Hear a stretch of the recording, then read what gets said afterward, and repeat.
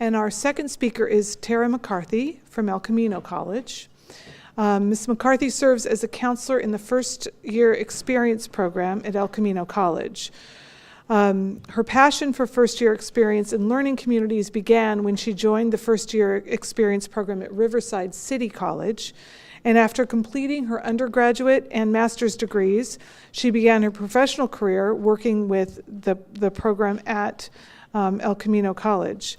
She was initially an outreach and recruiter and later began an advising role. Good morning. Good morning. My name is Tara McCarthy, and I'm one of the full-time counselors with the first year experience program at El Camino College. Dr. Cynthia Mosqueda is our coordinator of the program, and she couldn't be here today, so I'm here on her behalf. Just a little bit of history on our program. We were started as a Title V grant, and just to let you know where El Camino is, we're located in Torrance, California, about 10 minutes away from LAX, and on a good day, about 10 minutes from the beach. So we are an urban campus. We serve about 27,000 students. And our program was launched through a Title V grant in 2001. Our targeted population obviously is first year college students, since we are the FYE program, and our focus is on pre-college. We do learning communities in our program. It's a 1-year commitment. After the first year, they're no longer enrolled in a learning community, but they can continue in our program receiving our counseling services, our educational planning services, and any other services that we provide through our program as well. During their 1-year commitment, they're required to go to an information session to learn more about the program. Now, I will admit, we've been around for about 16 years now, and we have a very strong connection with our high schools now. The high school counselors know about this program, they know about the success, and they push their students into this program, and they come in droves. We really do not have to do any type of outreach or recruitment at all anymore. It's been a blessing for sure, because we've been around for a long time now. But once they've come to the information session, then they are required to, of course, do their application for the program as well as their assessment. And once they've done their assessment, they will make their counseling appointment. And that's where we'll actually do their first educational plan. It's just a 1-semester educational plan. We'll place them in the program based upon their English placement. We do English learning communities. It's paired with 1 more class. 50% of their schedule is 2 classes in learning communities, and the other half of their schedule is math or any other course that we might recommend for them to take based upon their major or schools they might want to transfer to.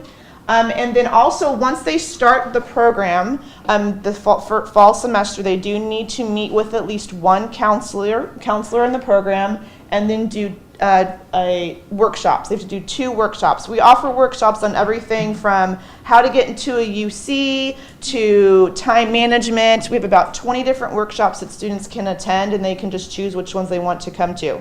Now, our carrot, because our students don't do, they only do mandatory, is if you do your 2 workshops and you do your 1 counseling appointment, you can receive priority registration. So that is the carrot. We register the second day of enrollment as FYE, second day, which is, again, a blessing for our students. And so we tell them constantly during the fall semester, if you want to have priority registration in the spring, you need to do your counseling appointment and your 2 workshops, and they come a-running because they know the importance and how important it is to have the registration. So how do we incorporate ed plans into the program? So the very first entry point is they do the abbreviated ed plan through the counseling appointment during either the spring semester prior to entering in the fall, because they're currently seniors right now. And that's just a 1 semester. What are we doing in the fall? And we do that with them.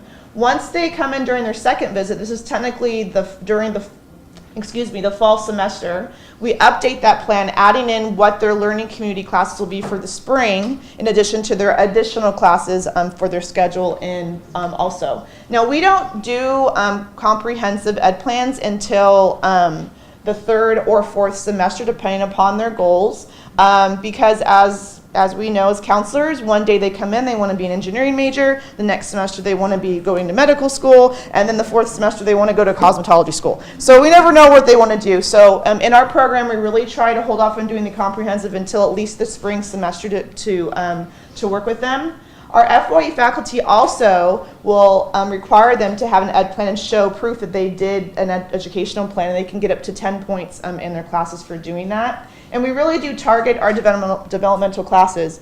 As a counselor and our other part-time counselors, we go into the classrooms at least 3 times a semester to talk about the importance of an ed plan, remind them they need to do their appointment, doing their workshops. So we have a very close connection with the faculty. They'll let us just walk in at any point. I mean, they've been with our program for a very long time, so we can help remind them of the things. And again, the carrot is the priority registration, which I know a few of you are probably thinking, there's no way we're going to get priority registration for students like this.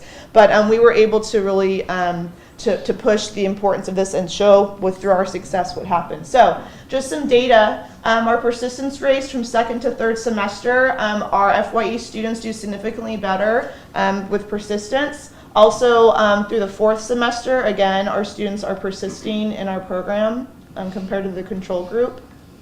Our success rates, overall success rates and retention, again, our students are more successful and are being retained through our program.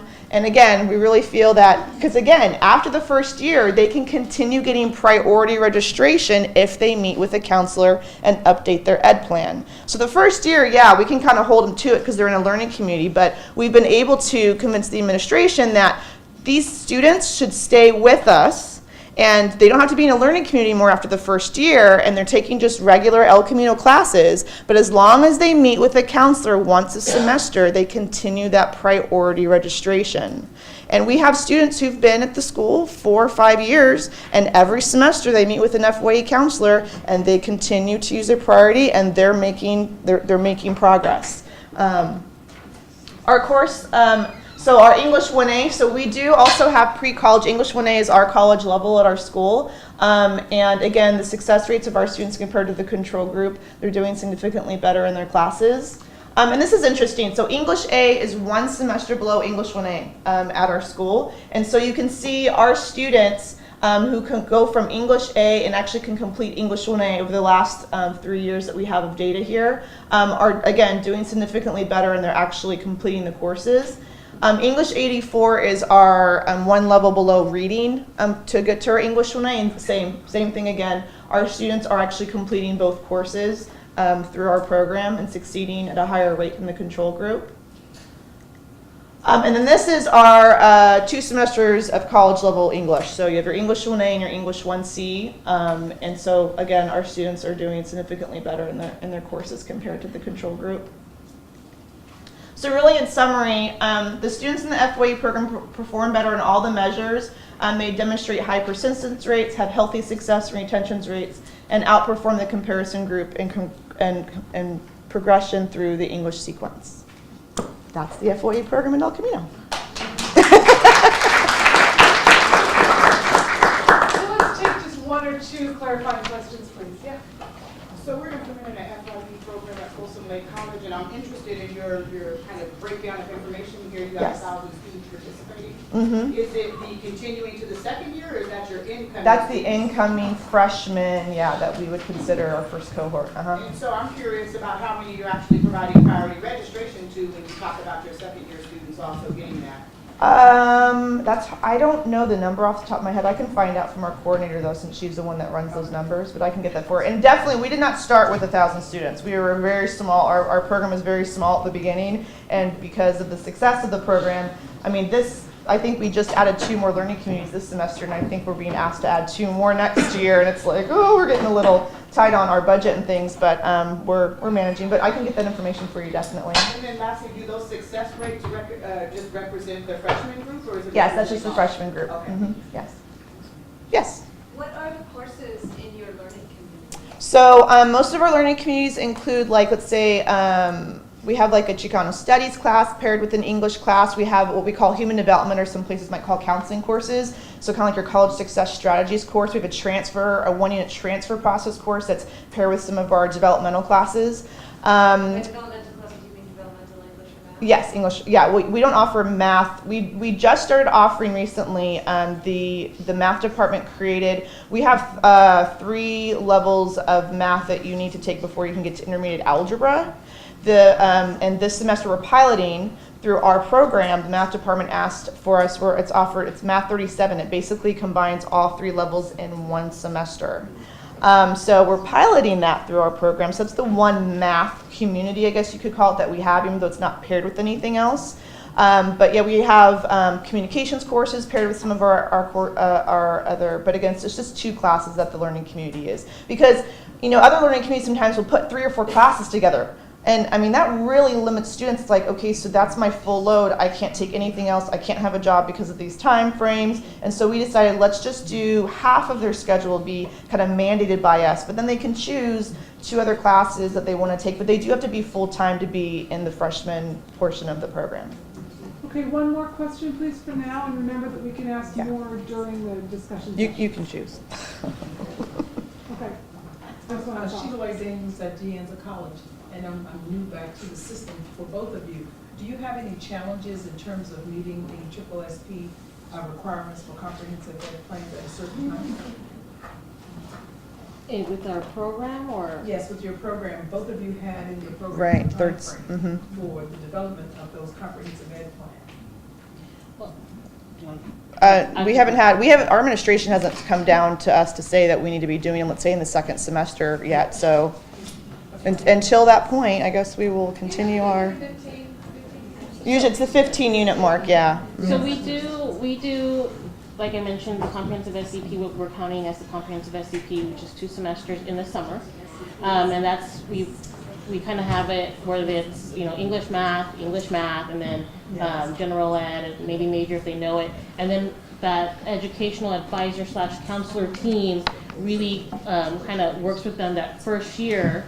And we have, I didn't mention, but, workshops for them and a lot of contact with them. And we invite them, well, not invite them, we really encourage them to come back and see us to update for the full one, for the more 2-year, 3-year, yeah. Once they're kind of in the college system, taking classes and are more, maybe knowledgeable of what direction they want to go to. Thank you. Great. Thank you both very much. Thank you. And we're going to have